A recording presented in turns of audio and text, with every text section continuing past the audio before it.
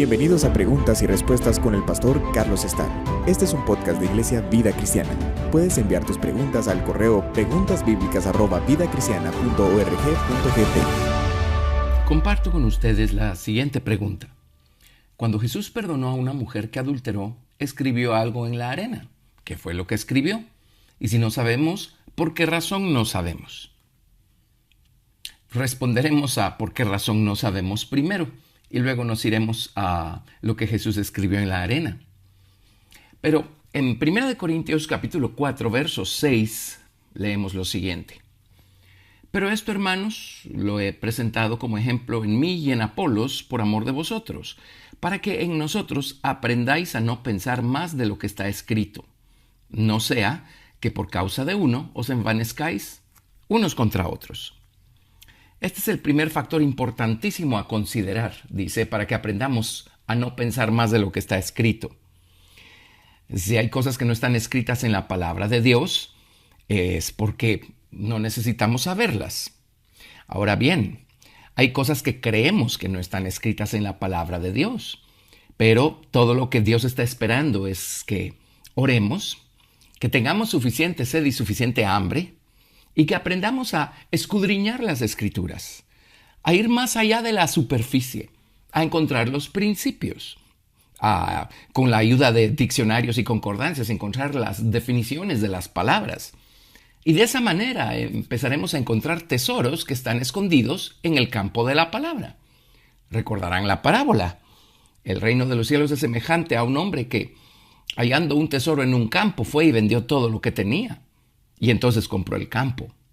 A veces Dios está esperando a que hagamos ciertas entregas o renuncias, que afirmemos nuestros votos, nuestra elección por Cristo.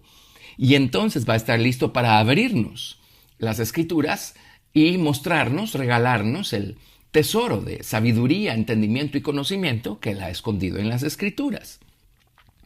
Pero hay cosas que definitivamente no están escritas. En 1 Corintios capítulo 8, verso 2, leemos: y si alguno se imagina que sabe algo, aún no sabe nada como debe saberlo. Esta también es otra voz de alerta cuando estudiamos las Escrituras. Muchas veces creemos saber. Hay una gran diferencia entre saber efectivamente y creer saber. Si todavía creemos saber o nos imaginamos saber algo, es porque todavía no lo sabemos con certeza. Entonces, si no tenemos toda la respuesta aún, sigamos estudiando la Escritura. La Biblia se responde con la Biblia misma. Y la respuesta a una porción de la Escritura la vamos a encontrar en otra parte de la Escritura. Llegará el momento en donde Dios en su inmensa misericordia nos abrirá esa otra parte de la Escritura y entonces vamos a entender. No tenemos que ir afuera de la Biblia para entender las cosas de la Biblia. Les doy otra escritura también.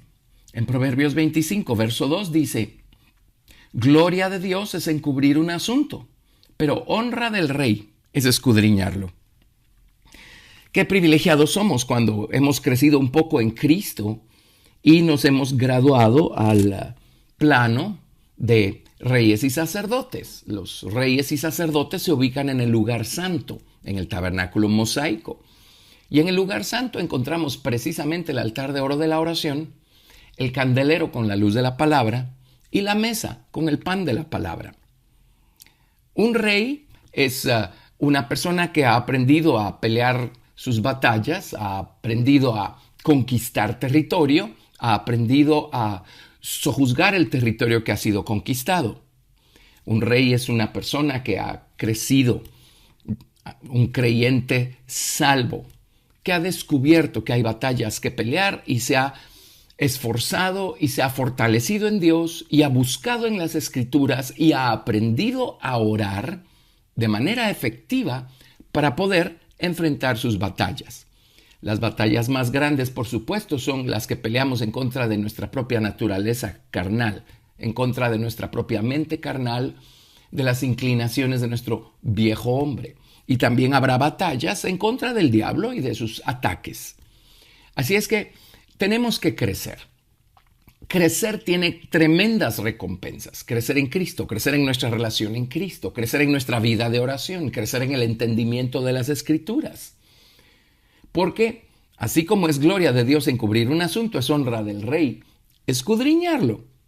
Dios está esperando a que crezcamos para darnos el entendimiento y el conocimiento de ciertas porciones maravillosas de su palabra. Así es que hagámoslo, esforcémonos, sigamos creciendo en Cristo. Y un día nos daremos cuenta que habremos llegado a entender cosas que a lo mejor al inicio de nuestro camino ni siquiera nos imaginábamos que existían o que íbamos a tener la capacidad de entenderlas. No hay nada más emocionante que caminar con el Señor Jesucristo y que crecer espiritualmente en Cristo una vez habiendo obtenido la salvación. Así es que esto nos lleva a la primera pregunta. Cuando Jesús perdonó a una mujer que adulteró, escribió algo en la arena. ¿Qué fue lo que escribió? Bueno, vámonos a Juan capítulo 8, que es de donde se genera esta pregunta. Les leo la historia. A partir del verso 1, y Jesús se fue al monte de los olivos, y por la mañana volvió al templo y todo el pueblo vino a él, y sentado les enseñaba. Entonces los escribas y los fariseos le trajeron una mujer sorprendida en adulterio, y poniéndola en medio le dijeron: Maestro, esta mujer ha sido sorprendida en el acto mismo de adulterio, y en la ley nos mandó Moisés apedrear a tales mujeres. Tú pues, ¿qué dices? Mas esto decían tentándole para poder acusarle. Entre paréntesis, Jesús conocía perfectamente bien las intenciones del corazón de la gente, y él sabía la diferencia entre una persona que con toda sinceridad quería aprender y conocer versus una persona que no quería saber. Lo que quería era ponerle una trampa al Señor Jesús. Ese era el caso acá. Bueno, cierro paréntesis y sigo leyendo. Pero Jesús, inclinado hacia el suelo, escribía en tierra con el dedo. Y como insistieran en preguntarle, se enderezó y les dijo: El que de vosotros esté sin pecado sea el primero en arrojar la piedra contra ella. E inclinándose de nuevo hacia el suelo, siguió escribiendo en tierra. Pero ellos, al oír esto, acusados por su conciencia, salían uno a uno, comenzando desde los más viejos hasta los postreros. Y quedó solo Jesús y la mujer que estaba en medio. Enderezándose Jesús y no viendo a nadie sino a la mujer, le dijo: Mujer, ¿dónde están los que te acusaban? ¿Ninguno te condenó? Ella dijo: Ninguno, Señor. Entonces Jesús le dijo: Ni yo te condeno, vete y no peques más. Otra vez Jesús les habló diciendo: Yo soy la luz del mundo. El que me sigue no andará en tinieblas, sino que tendrá la luz de la vida. Acá vamos a encontrar la respuesta a lo que está pasando. No sabemos efectivamente qué fue lo que Jesús escribió en la arena, pero sí podemos entender un principio tremendamente importante a raíz de esto que Jesús hizo. Jesús escribió y Jesús habló. Cuando se unió lo que Jesús escribió con lo que Jesús habló, en la mente, en la conciencia de estos hombres que estaban tentando a Jesús, acusando a la mujer, algo se iluminó en sus conciencias. Hubo luz. Esta luz los reprendió a tal grado que empezaron a retroceder uno por uno, desde los más viejos hasta los más jóvenes. Y en ese contexto Jesús dijo: Yo soy la luz del mundo. El que me sigue no andará en tinieblas, sino que tendrá la luz de la vida. La luz espiritual, la luz de la verdad, tiene dos componentes. Un componente se llama la palabra escrita. El otro componente se llama la palabra oral. Esto ocurre desde la antigüedad. Cuando Dios le dio el patrón del tabernáculo al pueblo de Israel allá en el desierto. Al mismo tiempo, cuando estaban en el monte de Sinaí, Dios le dio su palabra escrita a Moisés. Pero Dios también habló audiblemente su palabra. Así es que ellos recibieron luz porque recibieron ambos lados, palabra escrita y palabra hablada. Luego, ellos contaban con la palabra hablada porque Dios le dijo a Moisés que escribiera todo lo que había escuchado. Y Dios seguía hablándoles. desde el lugar santísimo, desde el propiciatorio que estaba sobre el arca. Dios seguía hablando. Así es que seguimos viendo ahí la unión de la palabra oral y la palabra escrita.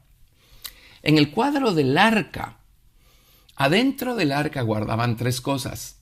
Guardaban la vara de Aarón que reverdeció, guardaban la urna con maná.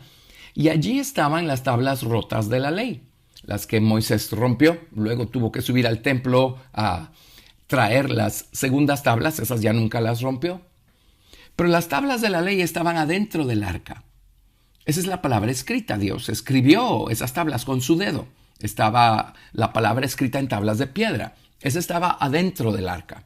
Y sobre el propiciatorio que estaba arriba del arca, la nube de gloria se manifestaba y Dios hablaba desde la nube de gloria.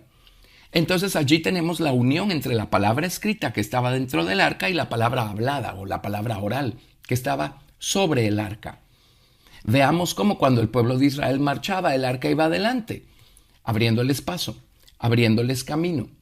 Así es que es la unión de la palabra oral y la palabra escrita la que nos ilumina, nos alumbra, nos muestra el camino. Eso es lo que ocurrió acá en Juan. Jesús habló, escribió, volvió a hablar, volvió a escribir. El Señor Jesucristo unió la palabra oral con la palabra escrita y eso produjo luz que reprendió acá a esta gente.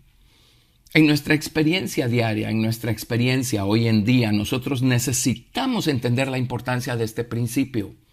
Es muy importante que leamos nuestra Biblia y no únicamente que la leamos. Tenemos que empezar leyéndola de corrido, por supuesto, tenemos que familiarizarnos con el contenido. Pero es necesario también aprender a detenernos y a explorar un poquito más a fondo, a analizar, a investigar. ¿Qué significa lo que estoy leyendo? ¿Entiendo lo que estoy leyendo? ¿Cuál es la conexión entre esto y algo que leí por otro lado? Y para eso, gracias a Dios, contamos con tremendos recursos. Uno de los más importantes es la concordancia de Strong, ya que esta nos permite tener acceso al diccionario hebreo y al diccionario griego sin tener que saber una gota de hebreo y de griego por el sistema de referencias que usa la concordancia. Así es que es muy importante examinar lo que está escrito, pero seguramente todos hemos tenido esta experiencia. Cuando se nos predica la palabra, cuando la escuchamos, cuando la palabra es hablada, muchas veces se dice algo y eso hace que algo que habíamos leído, algo que teníamos archivado en la memoria porque lo leímos, lo meditamos, pero no lo estábamos entendiendo muy bien. De repente eso que está archivado, que leímos, esa porción de la palabra escrita que guardamos en el corazón, cobra vida. Cuando se une lo que oímos con lo que leemos, hay vida. El entendimiento se nos abre, la luz nos ilumina, entendemos con claridad el principio. Así es que es tremendamente importante escuchar la palabra hablada. Es tremendamente importante ir a la iglesia y sentarnos a los pies de gente que ha estudiado y a quienes Dios ha ungido para enseñarnos los principios de Dios. Cuando se une pues ambas experiencias, la experiencia de la palabra escrita que leemos nosotros en casa, con la experiencia de recibir la palabra hablada o la palabra oral, que es la que recibimos nosotros cuando esta nos es hablada, nos es predicada, particularmente en la iglesia. Entonces tenemos luz, entonces vemos, entonces la palabra de Dios puede tocar nuestra conciencia y reprendernos, si ese es el caso, o mostrarnos cuál es el siguiente paso que debemos dar a lo largo del camino, si ese es el caso. Pero la palabra se va a volver efectiva y eficaz con la unión de ambos lados. La luz entonces es la unión de la palabra escrita con la palabra oral o con la palabra hablada. Únicamente la palabra escrita no nos va a iluminar igual y únicamente la palabra hablada o la palabra oral no nos va a iluminar igual. Necesitamos la unión de las dos. Pablo se dedicó a enseñar y a predicarle a mucha gente, pero Pablo en una ocasión le dijo, miren, sean como los de Berea. Los de Berea eran más nobles que los de Tesalónica, porque los de Berea iban y examinaban en las Escrituras a ver si lo que Pablo les estaba diciendo era así o no. Así es que ellos, por ejemplo, recibían primero la palabra oral y luego se iban a la palabra escrita. Cuando encontraban escrito lo que Pablo les había hablado, seguramente se encendía un rayo de luz en sus corazones, en sus mentes, y ellos se llenaban de gozo, se llenaban de gratitud y se llenaban de amor por Dios, por el privilegio de haber entendido sus principios. Así es que no importa si primero leemos y después escuchamos, o si primero escuchamos y después leemos. El hecho es que necesitamos la unión de ambos lados para tener luz. Y es la luz la que hace su obra en nosotros. Es la luz la que toca nuestra conciencia, toca nuestra voluntad para que hagamos las elecciones que debemos. Es la luz la que nos muestra el camino por el que debemos andar. Pero si falta un componente, entonces nuestra experiencia no va a ser completa. Y no va a haber algo redarguyéndonos o reprendiéndonos por dentro, o tampoco va a haber algo mostrándonos claramente cuál es la dirección en la que debemos movernos. En este tiempo presente nos encontramos en medio de una pandemia, así es que estamos bastante limitados en cuanto a poder asistir a la iglesia. Pero gracias a Dios tenemos los medios, tenemos el internet y la tecnología para poder recibir los mensajes que son predicados en casa. Así es que hacemos bien recibiendo la palabra oral, hacemos bien en estar atentos a las prédicas que se están transmitiendo. Luego vamos a la palabra escrita. Busquemos la unión de ambas cosas. Vayamos y volvamos a estudiar. Corroboremos en la palabra escrita lo que acabamos de escuchar. Y entonces vamos a experimentar el gozo y la gratitud que genera el que la palabra de Dios efectivamente se convierta en una luz que nos alumbra en medio de cualquier tiniebla. Eso, en tiempos difíciles como el que nos ha tocado vivir, nos va a estar o a hacer estar llenos de luz. Y entonces saldremos adelante, porque la luz del Señor Jesucristo nos llenará de gozo. Gracias por escuchar Preguntas y Respuestas con el pastor Carlos Estal. Si deseas participar, recuerda enviar tu pregunta al correo preguntasbiblicas@vidacristiana.org.gt y no te pierdas el siguiente episodio porque tu pregunta puede ser la siguiente a responder.